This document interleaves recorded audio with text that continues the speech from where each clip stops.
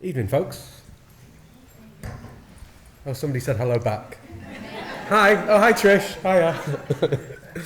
Hello. Thank you all very much for coming. It's lovely to see you all here. I'm Roger Glass. I'm a reader in literary fiction here, basically a book snob. A reader in literary fiction here at Edge Hill. And I'm programme leader for creative writing, BA as well. My job is just to do the introductions this evening and then to pass over. But I'm a great believer in proper introductions. And there are 3 proper introductions to do here. First of all, for the festival, secondly for Roger, and thirdly for Jonathan.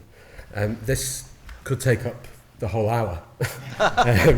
So I've done my best to abbreviate things, and I've skipped a few things. So welcome to this evening's event, which is taking place as part of the Festival of Ideas. Tonight's do is put on by the University's Institute for Creative Enterprise, ICE for short. If you don't know what that is, you're sitting in it. It's one of the 3 universities' research institutes. The Festival of Ideas has been running since the middle of January, and it concludes in March, and it's a first of its kind for Edge Hill. It's titled Imagining Better. It's a festival of creative thinking for challenging times.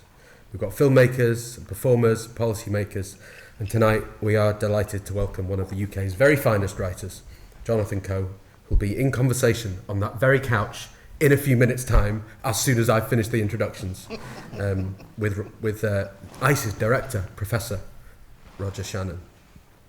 So first, Roger. Roger Shannon's Professor of Film and Television. His research interests focus on UK film policy and independent film, and his recent activities included the cultural revival of the film work of the great Glasgow innovator of the early 20th century, Helen Bigger. Before Roger joined Edge Hill, his career had been in the film industry, and he's been associated with over 20 UK feature films, including Festival, Butterfly Kiss, and The Glorious Under the Skin, who are my absolute favourites, and has worked with the likes of Jimmy McGovern, Michael Winterbottom, and Frank Cottrell Boyce. Roger's productions have won awards at international film festivals such as Cannes, Toronto, Sundance, Edinburgh, and Berlin. He's still active in film, most recently as an advisor for Penny Wilcock's film 1 Mile Away. And his other recent credits as exec producer include the music documentary Made in Birmingham, Reggae Punk Bangra, which was nominated for 3 RTS awards. So that's Roger, and now to our main event, Jonathan Coe. People often say, "Oh, this is a real treat," or "I'm so delighted to," or "This is so great," or "This is one of the greatest," and it's almost never true. But this really is genuinely, totally, absolutely a treat for me, and not just because I don't get out much. Jonathan is one of the very finest writers alive and at work in this country, or in any country, damn it. Alas, his biography is way, way too long. The one on his website only goes up till 2010, and it really would take up the full hour. So I've done my best to cut it down, and I'm doing an academic-focused version, because we're in a university setting. So Jonathan Coe began writing at an early age. His first surviving story, a detective thriller called The Castle of Mystery, was written at the tender age of 8. The first few pages of this appear in What a Carve-Up. He continued writing all through his school days, and at the age of 15 sent his first full-length novel all the way to a publisher. A few years later, he felt so embarrassed by it that he burnt it on a bonfire in his parents' back garden. He went to King Edward's School in Birmingham, from there to Trinity College, Cambridge, then Warwick University, where he became Dr. Coe for his thesis on Henry Fielding's Tom Jones. While working on this thesis, he also completed The Accidental Woman. That was the first of his novels to be accepted, published by Duckworth in 1987. A Touch of Love was published in 1989, and The Dwarves of Death in 1990. He now began work on his most ambitious novel to date, What a Carve-Up. Not having any advance from a publisher, he supported the writing of it with 2 short biographies of film stars, Humphrey Bogart, Take It and Like It, and James Stewart, Leading Man. The novel was published by Penguin in 1994. It's a glorious thing. It became his first international success with translations in just the 16 languages. It was followed by The House of Sleep, that's 97, The Rotters Club, The Closed Circle, and The Rain Before It Falls. And Jonathan also spent many years during this period researching and writing a biography of B.S. Johnson, famous British experimental novelist of the 1960s. And that biography, Like a Fire Elephant, was published by Picador in 2004. I devoured it at the time, and despite not exactly always warming to the subject, by which I mean the writer himself, an awkward bugger, it was an exceptional and inspiring book, and it completely changed the way that I write, so it means a lot to me. It's a magnificent testament to a huge talent and a really complicated, fascinating character. Okay, I'm going to try and do the awards in French and then skip to the new book. So, among Jonathan's awards are, the French like him, the Prix de Meilleur Livre Étranger for What a Carve Up in 95. The Prix, I hope we don't have any actual French speakers here, Prix Médicis Étranger for The House of Sleep, the Bollinger Everyman Wodehouse Prize for The Rotters Club, and the Samuel Johnson Prize for Like a Fiery Elephant. His 9th novel, The Terrible Privacy of Maxwell Sim, was published in May 2010. Since then, there have been novels Expo 58, a children's book, The Broken Mirror, published in France, Italy and Greece, but not here, and a French film, La vie très privée de Monsieur Sim. For those that don't speak French as well as I do, that's the film version of the Maxwell Sim novel. And finally, number 11, which we're here to celebrate this evening, the sequel of sorts, kind of, sort of, not really, sequel to What a Carve Up. Finally, as a taster, here's a description from a recent review in The Guardian of that book, and then I'd like you to give a warm welcome to Jonathan. So The Guardian review calls this a brutal family dynasty, shows its staying power in this state of the nation satire that takes in reality TV, wealth inequality, the death of David Kelly, and giant spiders. Angry, bleak, preoccupied with establishing occult power connections to the extent that it would easily earn its place on a shelf of paranoid fiction. Number 11 is undoubtedly a political novel. It's also an interrogation of the purposes and efficacy of humour in exposing society's ills, and a spoof on horror B-movies. Ladies and gentlemen, can I ask you to give a very warm welcome to Dr. Jonathan Coe.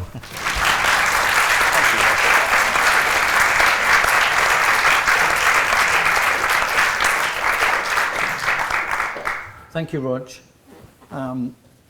Your latest novel is called Number 11, and it's also your 11th novel.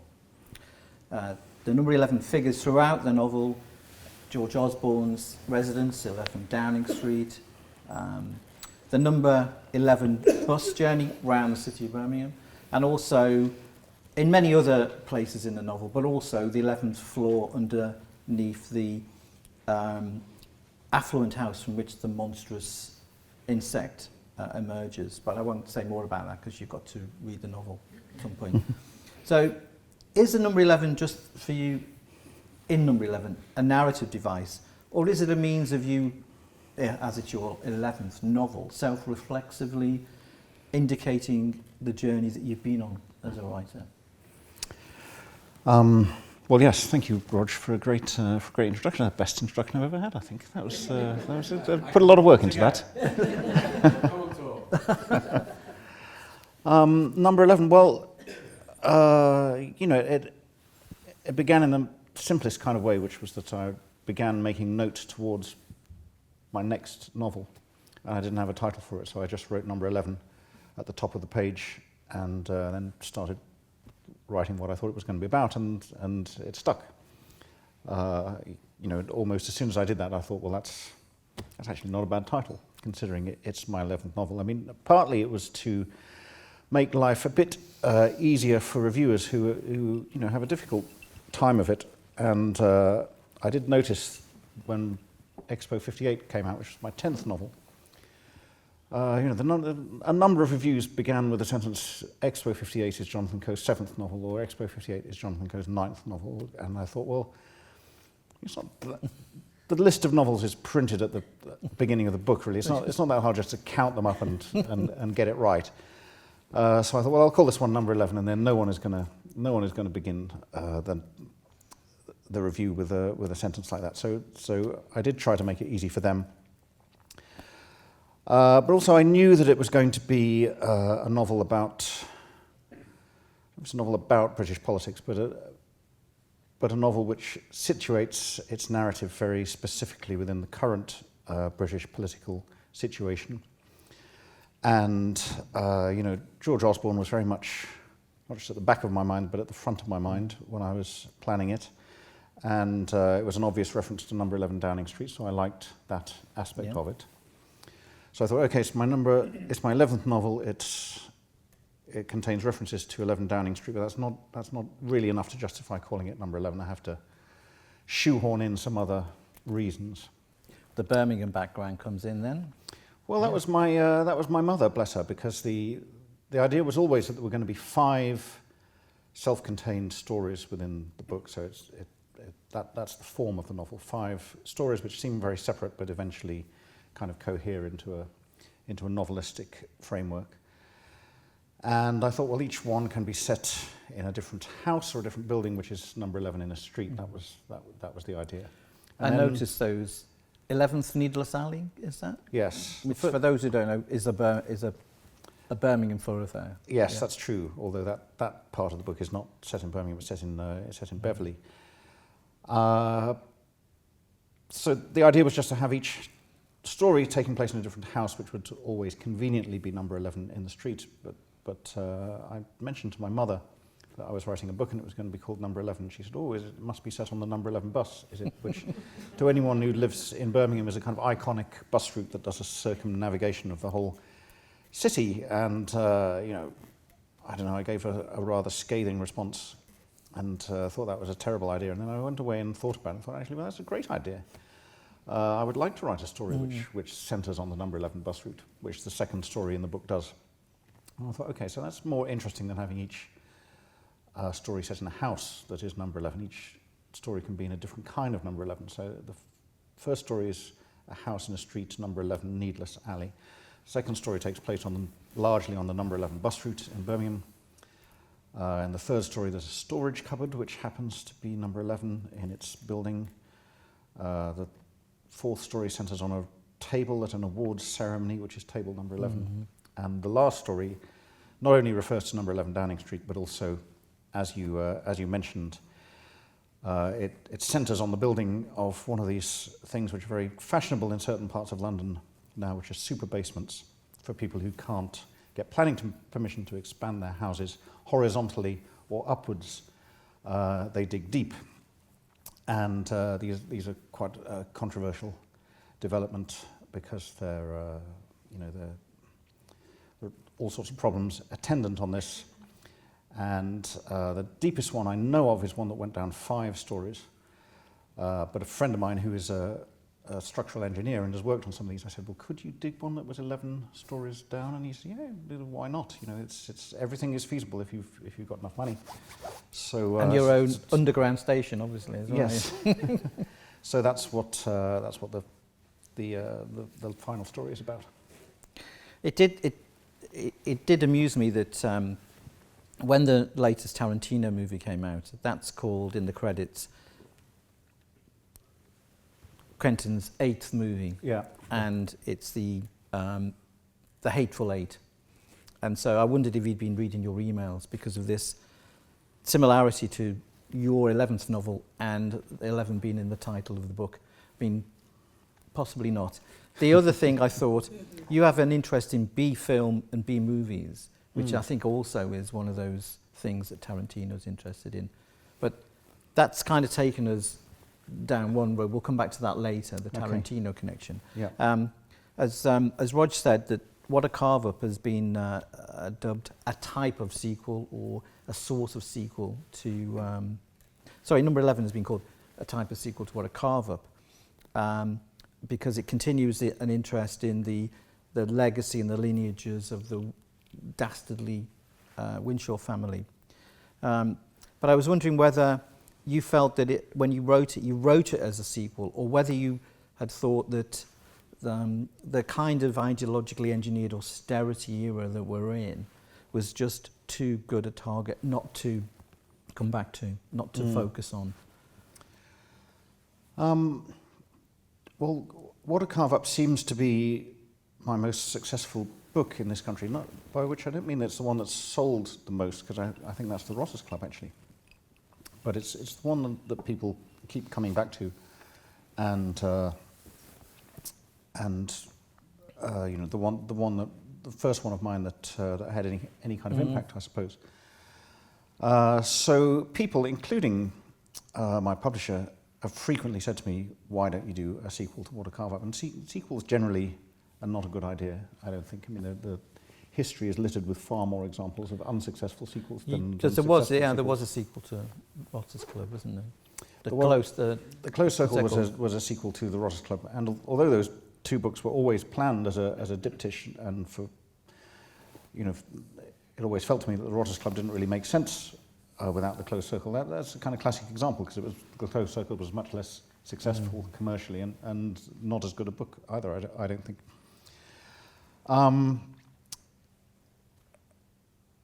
So I kind of always resisted that idea, because I always tend to resist the kind of ideas that people suggest to me, because I'd rather come up with my own ideas. But then I began to knock around in my head the idea of writing a political satire again, a contemporary political satire, which I hadn't done for a long time, because my more recent books have gone off in different directions. And I thought, well, okay, so I don't want to write a sequel to What a Carve Up, but in that book, I came up with the Winshaw family, who were a kind of metaphor for the British ruling establishment, if that's what you want to call it, with fingers in the pies of government, the media, banking, culture, all these influential areas of public life. And I didn't want to. I felt that was a useful tool still in my armoury, really, and I couldn't quite get my head around the idea of writing a contemporary political book which didn't refer to the Winshaws in some way. So I tried to think, well, you know, how could I write a book which is related to What a Carve Up, but not a sequel, in a way that would make it interesting for me as a writer to do it, because the idea of writing a straightforward sequel didn't really interest me. And then I realised that I had a gift really given to me by that book, by What a Carve Up, which is the fact that everybody at the end of the book is dead. Yeah. Because it ends in a massacre. And I thought, well, so I can't actually use any of these characters again because they're all dead. And people said, well, you know, why don't you bring them back as ghosts? Or why don't you do a kind of Dallas thing where he comes out of the shower and it all turns out to be a dream, or whatever it was that happened? And I thought, no, I'm not going to do any of that. So I just literally looked at What a Carve Up again, didn't read it again, but I sort of flicked through it again just to see who survived physically at the end of the book. Those. And realised I had the character of Phoebe, the nurse, who was still unscathed. One of the things I noticed was that I wrote that book when I was 31 or 32 and didn't have children of my own, and had no interest in children really as a literary subject, so I forgot to give any of the Winshaw family descendants. So I hadn't even allowed myself that, really. There was one child, Josephine Winshaw, who was the daughter of Hilary Winshaw, the horrible tabloid columnist in What a Carve Up. So I thought, well, at least I've got her. She's going to be about 20 now, so I can use her. And then one of the characters had a widow who survived. So I thought, right, okay, that gives me 3. I can do something with them, and then for the rest of the book, I can bring in new people, which is much more exciting anyway. Well, those Winshaw characters that you did have, that you could build stories around, are really interesting. Especially the one who's trying to get into the tabloid game, and the gossip columns, etc. Because she's particularly of the moment as well, given the type of kind of horrible gossip stuff that she writes about. And I thought that was very pertinent in number 11, the way that you have been able to pick up on particular aspects of popular culture and media and point, in a sense, you're making fun of it, but you're also pointing out how hateful some of that material is. Well, people who don't like the book tend to say that the targets that I pick are too obvious, and people who didn't like What a Carve Up made the same criticism of that. But I'm only interested in going for the obvious targets, really, because they're the important ones in a way. I mean, I didn't want to take pot shots at little kind of fringe issues around the edges of what's going on. I wanted to go for tabloid culture, celebrity culture, and the austerity policies of Cameron's government. What else is there to write about in Britain at the moment? Well, that attention also to reality TV and the the way that the ex-singer is pilloried and dismissed and marginalised when she goes on, I'm a celebrity, get me out of here. Well, I don't say I'm a celebrity, get me out of here. I mean, you're assuming assuming Roger, but it's it's carefully not named. What do you call Could it? be any number of reality any, TVs that take place in the Australian jungle. Yeah. They're in the jungle somewhere, swallowing insects. Yeah. Yeah. What's your question? That you're very astute at picking on aspects of popular culture where there's a vein of humiliation that's there as a part of a metaphor of the times we're going through. Yeah, and that section of the book is also about social media and how that can create a kind of mob mentality. I mean, social media can have a very strong and positive and interesting new role to play in political life and so on, but it can also be a kind of magnet for energies which are malicious and a kind of mob mentality, and we've all seen that happen. We've all seen cases where that happened, and I thought this was a good chance to kind of explore the sort of downside of those social media sites. Should we move on to reading number 1? Okay. This is a passage about the character that Roger has just mentioned. She's a singer who had one hit in the 1990s and has not had any attention paid to her since.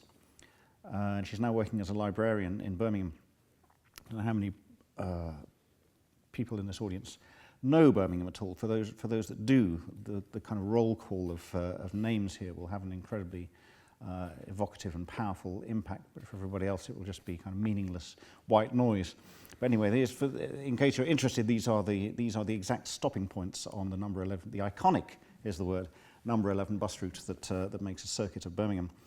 And Val, my singer librarian heroine, is sitting on one of these buses. Perry Bar, Handsworth, Winson Green, Bearwood, Harborne, Selly Oak, Cotteridge, Kings Heath, Hall Green, Acox Green, Yardley, Stetchford, Fox and Goose, Erdington, Witton, Perry Bar. The weeks went by, the days grew shorter and colder until one day in early November a turning point came. Val's hours at the library had been reduced from 4 days to 3 mornings a week. Her salary was cut in half and she was having to spend more time at home. The house was freezing. She started to worry about her next heating bill, and it was boring sitting at home by herself all afternoon watching daytime TV. Boring and lonely. One Wednesday lunchtime, she was coming home from the library on the number 11 bus. She got on in Harborne and planned to get off close to her home in Yardley, a journey of some 25 minutes. But as she approached her stop, she changed her mind. The bus was warm. Her house was cold. The bus was full of people. Her house was empty. The view from her seat on the bus was ever-changing. The views from her house were monotonous. Suddenly she felt no inclination at all to get up from her comfortable seat and step out into the cold. It was 1:15. A complete circuit of the city would bring her back to the same spot at 3:45.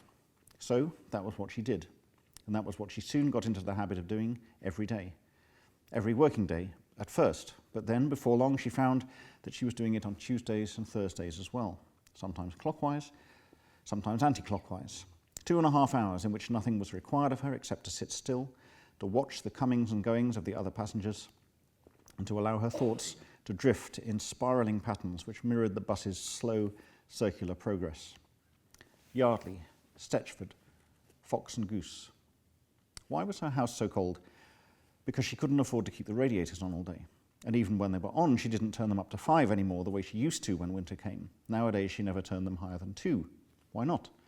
Because the library couldn't afford to pay her properly, because the government had drastically reduced its budget for libraries, because we were now all living, apparently, in an age of austerity.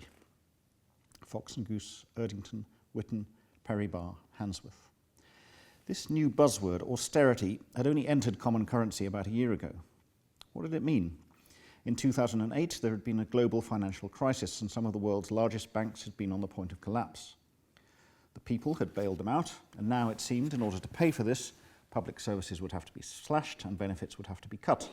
But it was worth it, because we'd been living beyond our means and we were, quote, all in this together.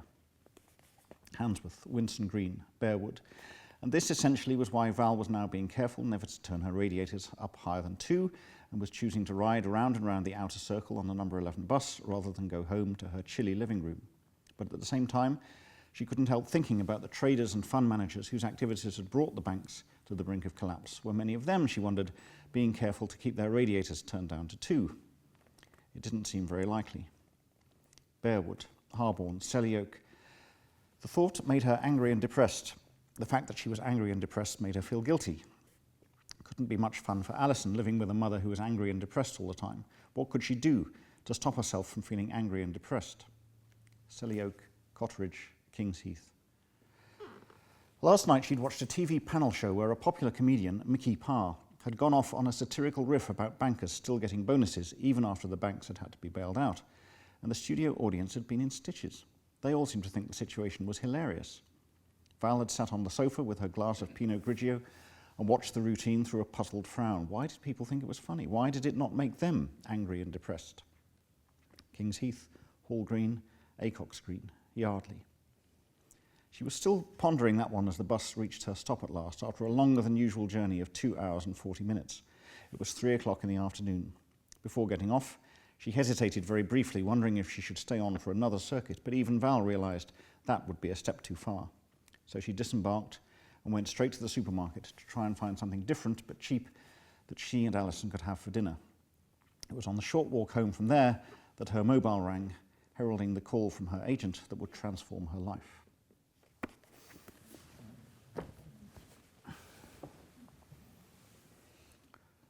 Got any questions about that?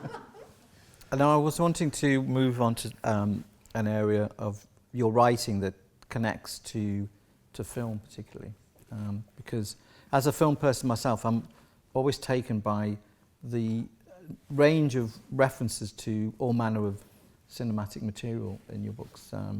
Powell and Pressburger feature prominently in The Rain Before It Falls. Mm-hmm. Obviously the movie What a Carve Up figures prominently there, and in number 11 you have the lost film The Crystal Garden, which figures prominently, a film and TV historian, a PhD student researching film.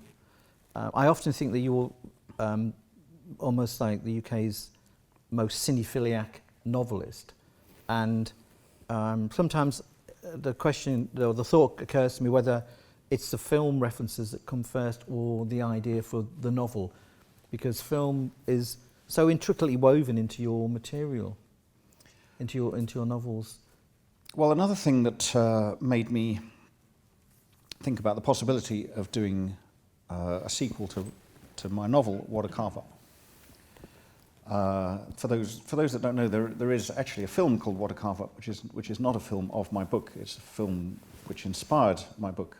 It was made in 1961, and it's kind of a carry-on film, but also a kind of homage to those Bob Hope comedy thrillers of the 40s, like The Cat and the Canary and The Ghost Breakers.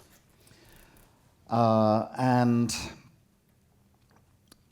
I knew also that there was another film with a similar title, which was a sequel to What a Carve Up, but not a sequel to What a Carve Up.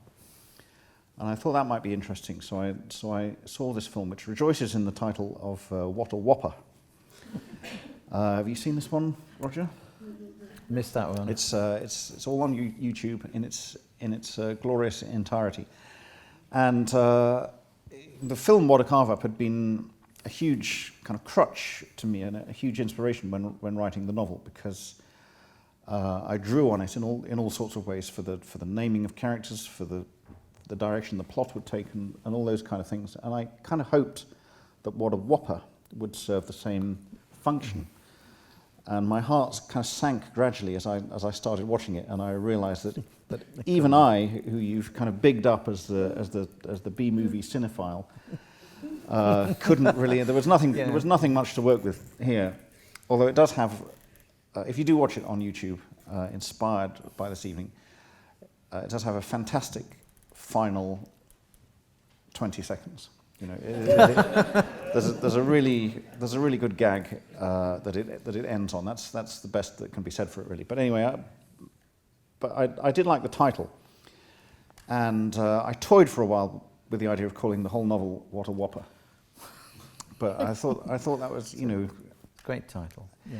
It's a great title, but you know, would the book really achieve kind of classic canonical status with a novel like? Could I see Andrew Davis in 100 years' time or whatever adapting What a Whopper for BBC One? I couldn't really see it happening, but I did call the final section of the book What a Whopper. What a Whopper, and you probably won't be able to see this because it's too small. But really the whole rationale for writing this book is on this page, because what I wanted to have was each section of the book has a different epigraph, and you know, really I wrote the whole book so I could achieve this page where you have a quote from George Osborne addressing the Conservative Party conference, 6th of October 2009. We are all in this together, and underneath, what a whopper, in big letters. Yeah, that was the idea behind that, really. Just, when you use B-film references, it seems to me that you're often using that as a way of saying that, you know, for example, B-films are telling us more about Britishness and life in Britain than, for example, you know, the more serious or conventionally considered serious films like, say, Chariots of Fire, etc. That you're able to kind of pull them out from an archive and then show that they actually say more about, you know, British life than the classics that we talk about. I don't know if they show more, but you know, they certainly show us something, and you know, more simply than that, really. I just enjoy them. I just like them, and you know, I grew up in the 60s and 70s when you know, there was always a British black and white comedy film with Ian Carmichael and Terry Thomas on TV in the afternoon. There was a horror double bill with some Hammer, you know, lesser known Hammer horror movie on Friday nights. And you know, I loved these films, and they made a big impression on me. And as a writer, but also as a reader, I like you know, what, I don't know what to call it, narrative vulgarity, if you like. I mean, I like mysteries, I like suspense, I like jokes. I'm quite easily bored as a consumer of films and books, and if there isn't some tug of narrative curiosity to pull me along, if there isn't some mystery going on, if there isn't you know, fun to be had really around the edges of the film or the book, then I get a bit impatient. And what I like about B movies, I suppose, is the way they're unapologetic about wanting to entertain, and that is the first thing they set out to do. So usually, you know, they're very unpretentious, which is also a quality I like in films and books. And yet, you know, what we call B movies can also be really interesting and intelligent, and were produced by some of the most interesting and creative people in the country. I'm thinking particularly of Nigel Neal here, who is referenced a lot in What a Whopper, and the Quatermass films, and a film that he wrote in the late 50s, which is a personal favourite of mine, called The Abominable Snowman, which are, you know, they're kind of B movies, but they're B movies of ideas, and the ideas are not negligible or insignificant. And when I had the idea that I was going to write about a basement conversion, in the course of which something nasty would be dug up from the depths of you know, the London substrata, I immediately thought of Quatermass and the Pit, the film that was made from one of his stories in the late 60s, and also Deathline. I don't know if anyone has seen Deathline, that great film from the early 70s with Donald Pleasance and some others, about a disused London tube station, which turns out to contain a kind of colony of cannibals who've been stranded there for 40 years or so, and the only phrase they've learned, the only language they can speak is "mind the doors," which they use in a number of really kind of expressive ways. And it's a funny idea, but it's also an incredibly kind of touching and clever idea, I think. It's a real feature of your novels that I particularly enjoy. Before Jonathan does another reading, is there anyone wants to pop up with a question? We've got mics around, so just anyone wants to? At the moment. I'll read Did you have another reading then? I'll read a passage where the book kind of elides from realism, I suppose, into the kind of B-movie thing that we've been talking about. I was asked a few years ago to write a piece for the New Statesman about state of the nation novels, which number 11 kind of is in a way. It sort of situates itself in that genre, and I realised in the course of writing this piece that one of the things that makes a good state of the nation novel for me is when it breaks out of realism and leaves social realism behind. There's a kind of idea that state of the nation novels, a lot of the most recent examples, which are very good books in lots of ways, books by John Lanchester and Amanda Craig and Sebastian Faulks, they're all set in London. They're actually state of London novels. And I didn't want number 11 to be like that. It starts in Beverley, it moves through Birmingham and Oxford and gradually circles around to London. But also one of my favourite state of the nation novels, so that it's a lot more than that. I'm sure Roger will appreciate this, is Lanark by Alistair Gray, which is also a science fiction novel and a brilliant kind of sci-fi dystopia. And I wanted there to come a point in number 11 where realism comprehensively gets jettisoned, and that's what happens in this passage.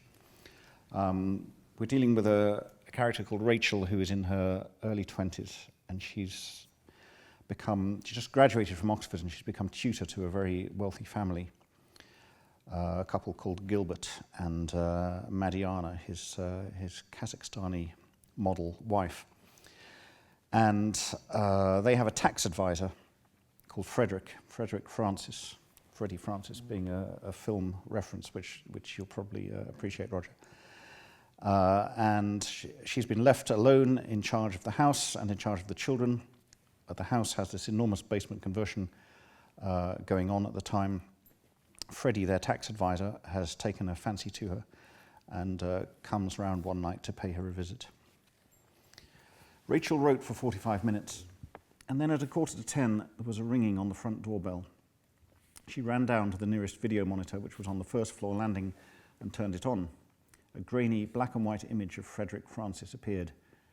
He was standing outside the hoarding, waiting to be admitted. She buzzed him in and then went further downstairs to open the front door. "Hello," he said. "Hope you don't mind me calling on you out of the blue." "Not at all," said Rachel, "but Gilbert isn't here. Madiana's in New York, and I don't know where he is exactly." "I know," said Frederick. "It was you I wanted to see." "Oh, well, in that case, come in." She led him into the sitting room, a place she rarely visited. "Going to offer me a drink?" Freddie said, sitting down on the sofa nearest the door. Rachel could smell alcohol on his breath already. "I'm not sure that it's mine to offer." "Oh, come on. After all you've been doing for this family at the moment, you'd be entitled to bathe in champagne every night." "In a diamante bath," said Rachel, smiling. "All right then, where do they keep the booze?" Frederick rose to his feet and proved that he knew exactly where to find the drinks cupboard. It stood flush with the bookshelves that were full of unread 18th century first editions. After a quick search among the bottles, he plucked one out with an air of triumph. 20-year-old Lagavulin, he noted, uncorking the bottle and pouring 2 large tumblerfuls. "Almost the same age as you, in fact." "I don't really drink whiskey." "Oh, this is more than a whiskey, it's nectar." He clinked her glass. "Come on, chin-chin." Rachel took a sip of the leather-coloured peaty scotch and had to concede that it was superb. All the same, she resolved not to drink too much. "So, to what do I owe this pleasure?" she asked. Well, said Freddie, I was having a drink nearby and I thought I might drop in to find out how you were coping, all by yourself. And also, as it happens, I've been doing a lot of thinking about our conversation the other day on the plane. He had not returned to the sofa. He was pacing the room uncertainly, shooting glances of inquiry at Rachel's face as he spoke. Oh, she said. The fact is, Rachel, that you obviously have rather a low opinion of me, and I'm not comfortable with that. Sorry if I gave that impression. It had just been a bit of a weird day, that's all. I think it's about more than just one day. You hate me. You don't like what I do. No, said Rachel, taking another sip of whiskey and realising that this conversation was going to be every bit as awkward as she'd feared. I don't hate you. It's true that I think your work is, well, a bit unethical. A bit. Come off it, Rachel. What I do stinks. It stinks to high heaven. She was taken aback. Okay, she said. Well, clearly you've had something of a change of heart in the last few days, but those are your words, Freddie, not mine. I thought a bit of plain speaking was called for a change, and yes, I have had a change of heart. And I lied to you on the plane, Rachel. I said that everything Gilbert and I do is within the law. Well, it isn't. At least one of the funds I've set up in Madiana's name could land all of us in prison. And perhaps it should. I visited someone in prison, said Rachel, this week, as a matter of fact, a friend of mine. She's doing 3 months for benefit fraud. Well, I bet she hasn't fiddled a fraction of what I've siphoned off for Gilbert over the years. Rachel wished that he would sit down. His pacing was beginning to make her dizzy. Well, those are fine words, Freddie, so what are you going to do about it? I'm thinking, he said, about going to HMRC and telling them everything. Or perhaps taking the story to the papers. Rachel took another, very cautious sip of whiskey and allowed herself a long look at Freddie while her lips were still to the glass. Nothing about this sudden conversion of his rang true to her ears. I wouldn't do anything drastic, she said. Having seen the inside of a prison, I don't think it would suit you.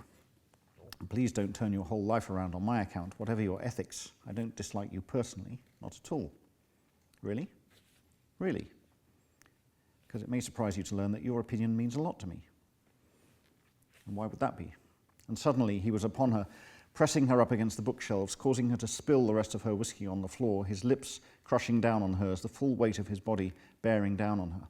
Because you're so fucking gorgeous, he said, between heavy, alcohol-soaked breaths, because I can't die happy until I've got inside your pants. Get off me, Rachel shouted, and pushed him away with a force that sent him reeling across the room.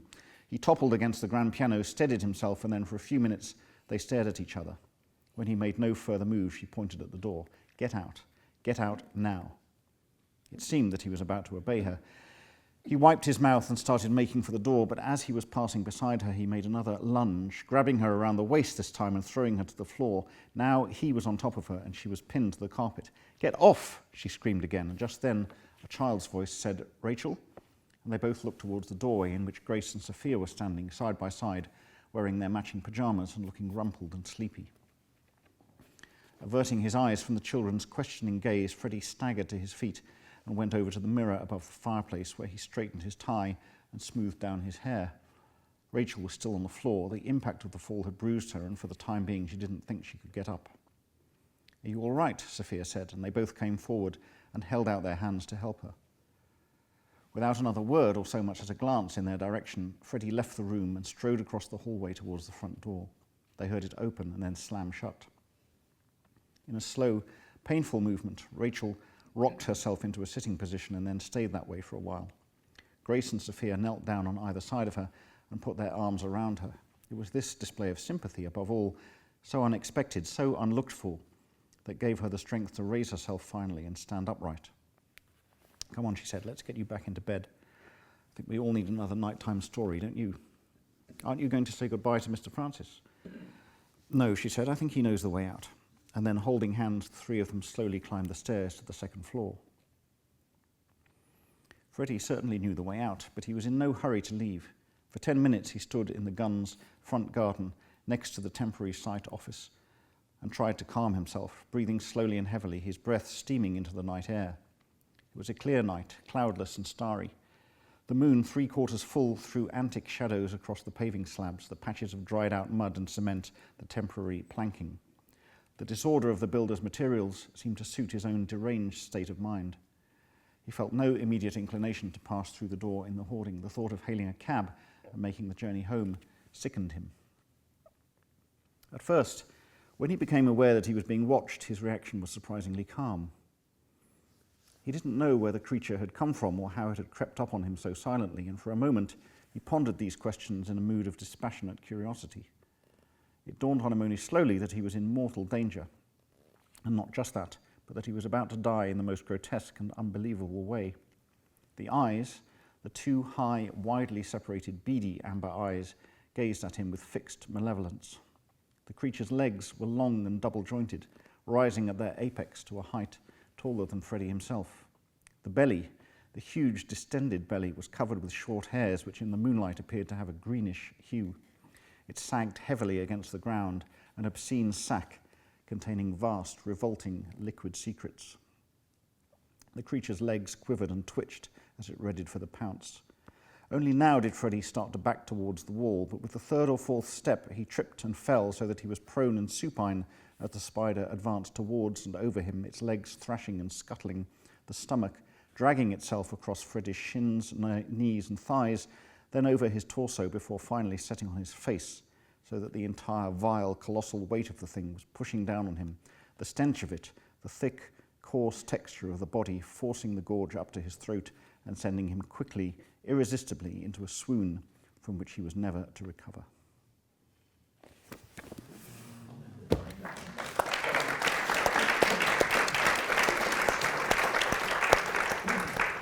There's a bit of Tolkien in that, actually. I think I've always had a thing for giant spiders since... is it Shelob? Is that the name of the spider in The Lord of the Rings? Is it? I don't know. I'll crowdsource an answer. Does anyone... I think it's Shelob's lair where he's Frodo such gets expected. He is a sleazy character, Freddie Francis. And when I was reading the novel, all that stuff came into the news about how close Google and Amazon and other companies were to HMRC. Yeah. And were either working at Google, and then they'd work for the consultant for the government on tax affairs, and you've got a similar kind of character there as well.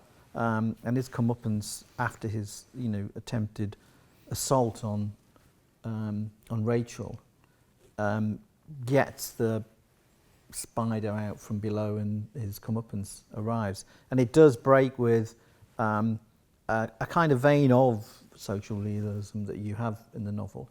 But the other vein is the comedic approach. And that was one of the things that when the reviews came out, I remember one reviewer saying, yes, Jonathan Coe touches on a lot of political nerves, but doesn't give a solution to the problems that we face. And I remember thinking, the type of writing you do, satirical and comedic, what does he expect? Does he expect you to turn, suddenly the spider's mask disappears and it's Jeremy Corbyn or something?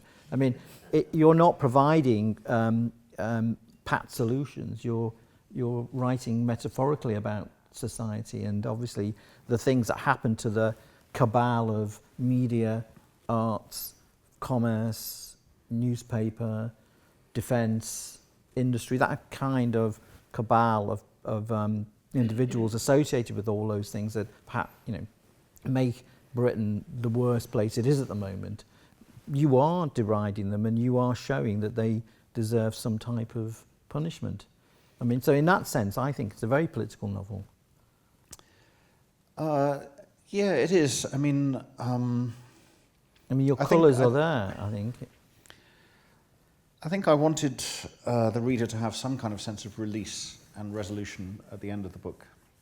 And one of the things I remembered about What a Carve Up again, when I thought back to that novel, was that, not in a way through my own choosing, but because I modelled that novel on the original B-movie comedy, which ended in a kind of bloodbath at the House of Death, to quote yet another British B-movie from the 1980s. I really have too many of these things sloshing around in my head. It ends as a kind of comic revenge fantasy where all the Winshaws get their comeuppance in ways appropriate to their crimes, and unconsciously, I felt that somehow that chimed with with the kind of polemic against Thatcherism that I was attempting in that book. And I didn't think that times had changed very much or very radically since the 80s and the early 90s. And then, in fact, we have a government now which is pursuing policies far more radical and far more outrageous than anything Mrs. Thatcher would have attempted in some ways. So I thought that I should offer the reader something similar towards the end of this book. That there is a sense of comeuppance and a sense of the bad ending badly, but not in a realistic way, because obviously that's not what's happening in this country at the moment. We haven't found valid political alternatives to the direction that, no, but I think the way that is taking. But the way that you frame number 11 with, you follow the lives of two young women, beginning when they're 10, I think, as friends. Yeah. And so you chart the experiences they go through as they go through school, go to university, to get jobs, the experiences they have.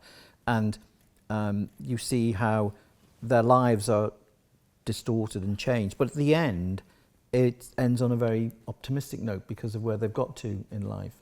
But I found that quite an interesting framing for the story by concentrating on these at the beginning on these two young girls. Yeah, I mean, I suppose if I was disappointed by any of the reviews, it was the fact that not many people gave much weight to that, really, which is actually the central narrative of the novel. It's the friendship between Rachel and Alison, who become kind of reluctant friends when they're thrown together at the age of 9 or 10, and the friendship gets fractured and gets distorted by things that happen to them in their teenage years. But at the end of the novel, they've found each other again, and it ends with with rather a gentle and a tender scene back at Rachel's grandmother's house in Beverley, and as you say, on a kind of note of optimism, really, because in spite of everything, there is still friendship, there is still love between people, there is still a lot of grounds for hope, whatever else is happening in the kind of macro world around us. So it is an optimistic book in some ways, I think. And before I open it up and throw it to the floor for questions, I really liked the policeman who subscribes to Sight and Sound, reads Marxism Today, studies semiology, structuralism, New Left Review subscriber, knows all the arguments about society and the penal system from a very radicalised left-wing view. Yes, and the world's first Marxist policeman. It's the first, yeah. And I think, get that out there on Channel 4, because I think, we've had enough of Scandi Noir, so let's have your policeman. Solving crimes with psychogeography. Solving crimes from a cultural studies perspective. Well, you would like that. I would like that, yeah. Because, with Gramsci in one hand and... That's sort of an example of how trivially my mind works, really, because... It's a great idea. Because, while I was planning the book, this phrase, state of the nation novel, kept knocking around in my head. What does that mean? And when my mind is particularly kind of idle and daydream-like that, I tend to indulge in wordplay and spoonerisms and that kind of thing. And instead of thinking of state of the nation, I started thinking of Nate of the Station. And I thought, well, that could only be the name of a character called Nathan, who was a policeman, really. That could be his nickname. And so, purely by default, I came up with the idea of a policeman called Nate of the Station, who takes this kind of view that you can only really approach crimes by seeing them in their political, cultural context. Well, I think next time you come back, and I hope you will, you'll do a talk to our criminology department, because I'm sure they'd love to hear a view from that perspective. Now, we've got time for a number of questions, which I'd like to pick out. There's one at the back, so if you can go, there's a microphone there. Don't know. Yeah, you can hear me. from the readings you've done, I'm very encouraged, keen to read number 11. Do I need to read What I Carve Up before I read it? Will it spoil it, or is it a bit like The Unfortunates where you can read them in any order? No, you don't need to. You don't need to have read What I Carve Up to understand number 11. Is the short answer. But I'm not sure that I would prefer it, but you would get a bit more out of it, I think, if you'd read What I Carve Up. This is the other. This is the kind of paradox of publishers and their love of sequels. That sequels to successful books are great because it trades on the reputation of the earlier book, but also. People are often put off sequels because they feel they have to have read the book before. So I tried to have it both ways and to write a book which makes perfect sense as a standalone novel. But if you're really prepared to go the distance and invest the time and, dare I say it, money, then you'd get the full reading experience would be to read them both. Yeah. And then just a aside, is the fact it's the 11th today a coincidence, or? No, your choice. I completely forgot to mention that at the beginning. Yeah, we deliberately chose the 11th of February. God, how could I have forgotten that? That was deliberate. Nothing is coincidental. No. Nothing.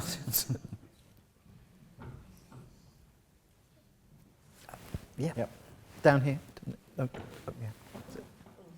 Well, thank you. I wanted to ask you about Birmingham and the Midlands, because it's not regarded as a glamorous part of the world, to put it mildly. People think the Birmingham accent is ugly. It's not very often represented in literature. Are you consciously trying to battle that? Do you feel part of a movement? Is there a movement? I feel a bit Freudian about this because everybody who reads me, who doesn't know anything about me, assumes that I live in Birmingham, which I haven't done since the early 80s, actually. So a long time now. But I discovered, I suppose, through writing The Rogers Club, which is an autobiographical novel set in the southwestern suburbs of Birmingham that I grew up in, that I liked writing about it, and to my ear, I kind of wrote better when I was writing about it. And it's not that you should always write about what you know, because that's a kind of cliched bit of advice and very, very limiting. But there is a kind of note, a sort of pulse of authenticity and kind of honesty, I think, when you write about what you really know.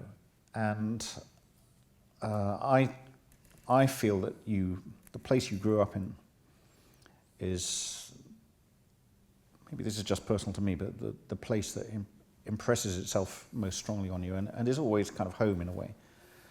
And it's not just that I'm always revisiting Birmingham in my fiction, but I'm always revisiting the books that I read when I was a teenager and the films that I saw when I was a teenager. So maybe it's just the fact that I can't really escape from my adolescence. But I think I feel more comfortable when I'm writing about Birmingham, and I always feel a kind of slight sense of relief when I realise that I'm writing a book which allows me to kind of go back there as number 11 does. And there's a slight sense of battling for it, I suppose. I mean, there's a lot of good writers have come from Birmingham over the years, and it has a very thriving literary scene, even at the moment. But it's kind of, in a way, the Midlands kind of looked down on from both ends of the country. I think that Southerners think it's the North, with all that entails for them, and Northerners think it's the South, with all the kind of disdain that implies. And I remember a review, an American review actually, of What a Carve Up. I always remember the bad reviews, not the good ones. And this guy, I can't remember what paper he was writing for, but he said that the book is dragged down by Coe's, this is the phrase I remember, flat Midlands humour. And I thought, well, fuck you, if that's if Midlands humour is what I really do, then I'm gonna keep doing that. And maybe in a kind of ignorant, patronising way, he had his finger on something there, because I think there is such a thing as Midlands humour, and it's very self-deprecating, and it's to do with that idea that you're being looked down on from both directions. And I've always loved Jasper Carrott and Frank Skinner and those kind of people, and it's sort of Birmingham black country humour, I suppose. So I just like doing it, and will continue doing it, despite what the Americans say. The red-haired lady had a question. There's one there. Thank you. Can I just say, first of all, thank you for coming, because these events have been wonderful, and we've had some absolutely outstanding speakers, and you in particular. But the question was, you talked about I will read your work, but the journalist or celebrity journalist who had been some kind of pop star, and I read today that you'd had some kind of similar career, and I just wondered if there was any connection there. I may have read correctly or not that you'd been in a group, and yeah, but it was only it was a student band of the sort that hundreds of people, thousands of people up and down the country were in their 20s. Very good. So I have drawn on my my sort of amateur musical background in the past, but not really with this character. I wanted to have someone who could plausibly be invited to go on a reality TV show, but actually nobody really remembered who she was or what she'd done, and the idea of a one-hit wonder from the 90s seemed to fit the bill. And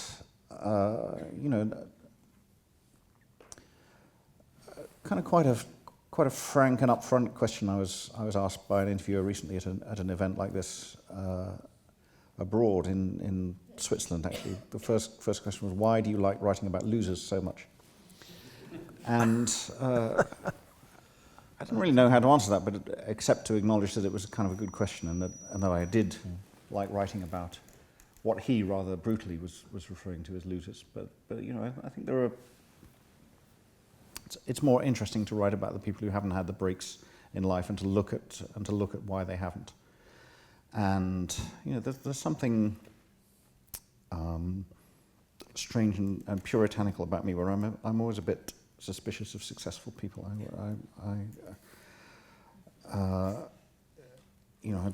It's a Birmingham trait. I think it probably is a Birmingham trait that if someone is too successful, then they've probably done it by foul means of one sort or another.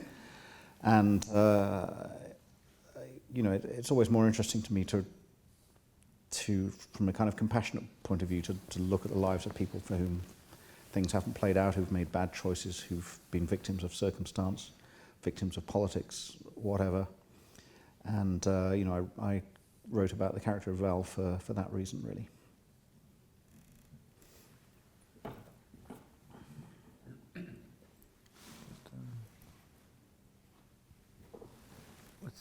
Down here. Might make this the last. You mentioned a couple of things that really stood out to me. First of all, referring to some past books, ones that had been called successful or less successful, and you also mentioned publishers. I don't know whether it was in a nice, gentle way or a sort of pointing the fingery way, suggesting that perhaps sequels are a good idea. I was wondering, given that you'd said you prefer to have your own ideas, generally, how you find responding to those pressures. Are they easy to keep out?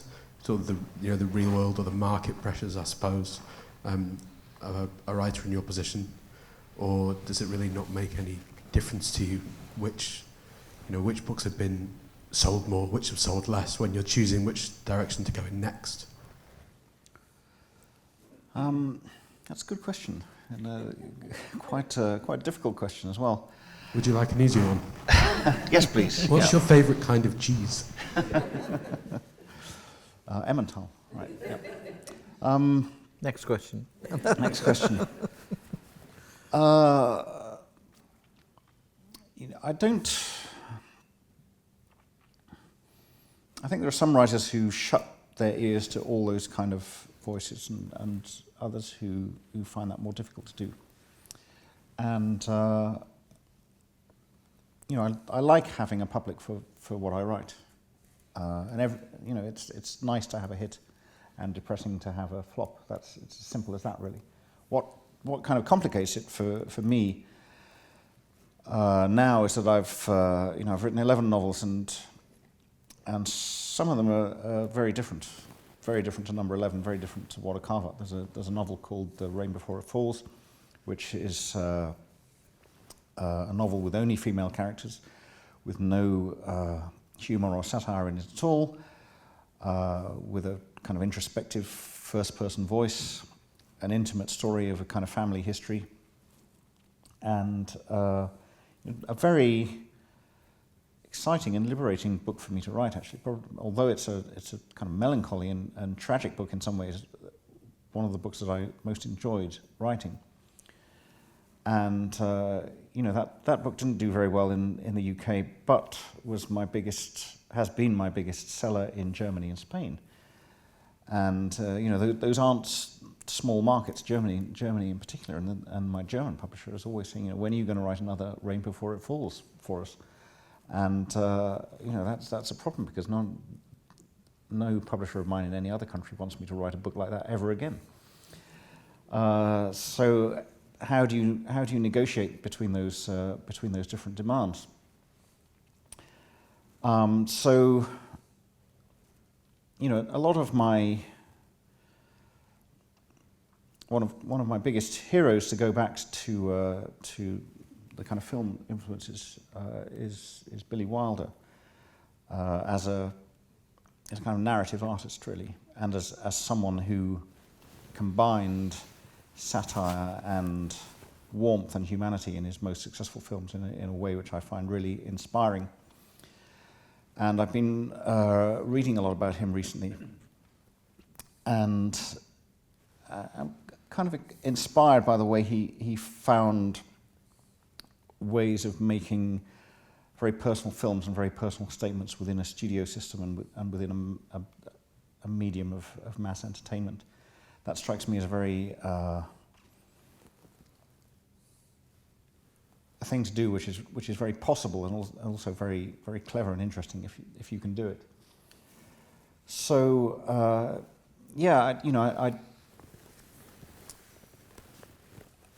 I do think about my readership when I'm writing, and there's always a voice at the back of my head asking me whether this book is going to play or not, and what kind of effect it's going to have, because the range of ideas that come to you at any given time is not, for me anyway, there are always a number of them. It's not a question of this is the next book that I have to write. There are always 3 or 4 possible ideas in my head at once, and one of the reasons you pick and choose between those ideas is what is going to fit in a way into the narrative of the books that have come before.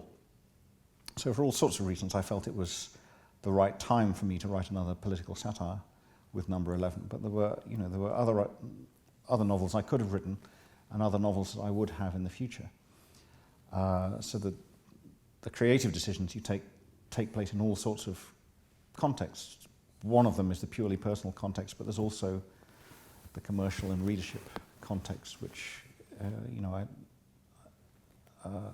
you don't have to ignore. I don't think, anyway. I like Jarlsberg as well, by the way. Yeah, and this will have to be our last question as well. Thank you. Just to say, I haven't read What a Carve Up, but I have read number 11, and it didn't in any way impede my enjoyment. I thought it was really, really engaging and very provocative, so thank you very much for that. 2 questions about the book. Mm-hmm. 1, could you say something about the subheading? And 2, did you write it in that order? Yeah, the book has a subtitle, which is Tales That Witness Madness. Very, very briefly, this is a film reference again. The form of the book, 5 self-contained but interconnected stories, for me, relates to a particular genre of British filmmaking, which is the horror portmanteau film of the 60s and 70s. A genre which began in the 40s, actually, with a film called Dead of Night, a fantastic Ealing horror movie with a great sequence towards the end where Michael Redgrave gets taken over by his ventriloquist dummy. And one of these films is called Tales That Witness Madness. I haven't actually seen it. It's directed by someone called Freddie Francis, which is why I named the character Freddie Francis. But there's an analogy drawn, a comparison drawn at the end of What a Carve Up between our ability, our willingness to tolerate greed as a motivating force, and madness. And the head of the Winshaw clan at the end of the book says that the two things are the same, that as a country we've kind of gone mad to allow these people to get away with what they do. So I thought that as the book relates back to What a Carve Up, Tales That Witness Madness was a good way of kind of flagging up the connection with that and also what the theme of the book is. And no, I didn't write it in the order in which it's presented. I wrote the third story first, so the middle story, which is quite different from the other stories in a way. It's called The Crystal Garden, and it's not as overtly political as the other stories. It's about a man in late middle age who is obsessed with film, not entirely based on Roger here, but sort of pretty close, I would say. He's called Roger. He's called Roger. Yes. Yeah. But that's pure coincidence. Thankfully. And he's haunted by memories of a film which he thinks he may have seen on television as a very young boy at the age of 5 or 6, a film called The Crystal Garden, from which he just remembers one or two incredibly kind of potent and poetic and magical images. And he becomes kind of obsessed with the idea of tracing this film, for which he can find very few references on the internet. And this obsession sort of takes over his life, really. And that was the first part of the book I wrote, and it was... The beginnings of books are always difficult, but this was particularly difficult. It took me about 6 months to write that section, and then the rest of the book was written very quickly. The rest of the book, the other 4 stories, took about 6 months in total. So that was the most difficult section to write, but in a way it's my favourite part of the book. It's the most kind of personal and heartfelt, I suppose. We're going to have to call an end to our event now, although we have refreshments for you outside, so please stay and have a nibble and a tipple. But I'd like to thank Jonathan for coming to talk about, on the 11th day of February, his book number 11, which is his 11th novel, and hope that for those who haven't had the chance to read it, you get an opportunity to read it, because along with all the other novels of Jonathan's that I've read, it's fantastic, and it's witty, elegant, refers to popular culture, film, music, and takes a skewer to the elite that seem to think that they run the country. So thank you, Jonathan. Thank you. And thanks to Roger.